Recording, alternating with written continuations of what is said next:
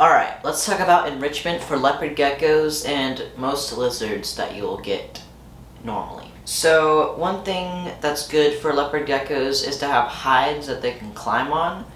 Most of my hides are climbable hides, so that gives them something. Also, just like making sure that they have like a little bit of slate in there where they can scratch their toenails on. That's also always helpful just to kind of keep the sharpness down. That's not really enrichment, that's just mostly for you so you don't get stabbed in the hand every time you handle your leopard gecko. You can do like feeding puzzles. I've never really done anything like a puzzle kind of thing, but I do sometimes like to hold like a mealworm for say, just like move it around and try to like dodge where he's trying to get, and so it gives him some, I guess, enrichment and just trying to hunt better and give him like faster reactions, I guess. So that's one thing you can do with feeding to help with enrichment, and that's pretty fun in my opinion for you and the leopard gecko. You could also do a DIY enrichment where you like make something like maybe a maze or like a tower it could climb on, maybe outside of its enclosure, just for fun. Something you could do is like maybe a cardboard maze with maybe some food at the end, and it has to go through the maze to try to find the food. And maybe it works for you, maybe it doesn't. You can just test out some different things and see what works for you, because each leopard gecko is different and you never know what's gonna work for each person. So you can also have like environmental enrichment in your tank. So you could have sticks, you could have like plants that it could climb on, hides, like I said earlier.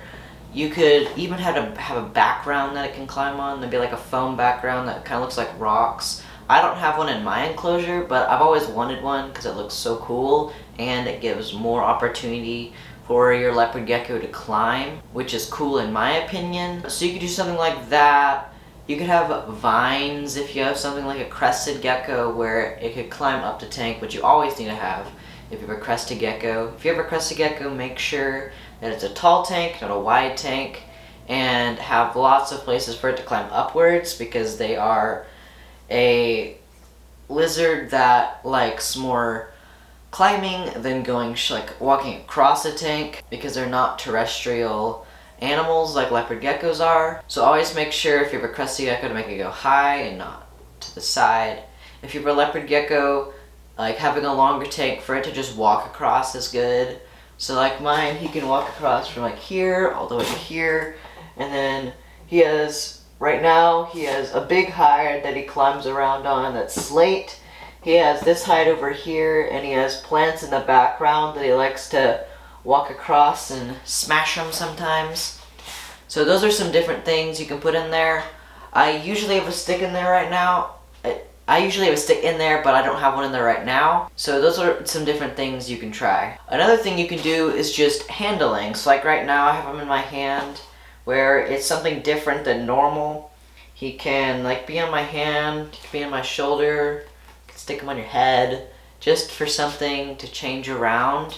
And that also gives him enrichment, or just bringing him around other people in a safe environment where like maybe you have a friend, a sibling, a parent who you can have hold and just give him some new experiences to keep his mind working, and just so that it's not getting bored of life, because you never want to have a bored leopard gecko.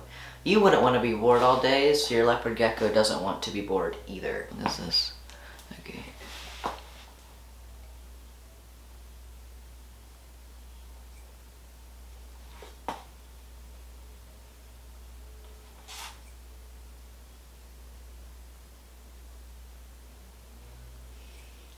See if I can get him off my head now that it's like suctioned on. My hair's probably gonna be crazy now. Ouch. There we go. Got him off.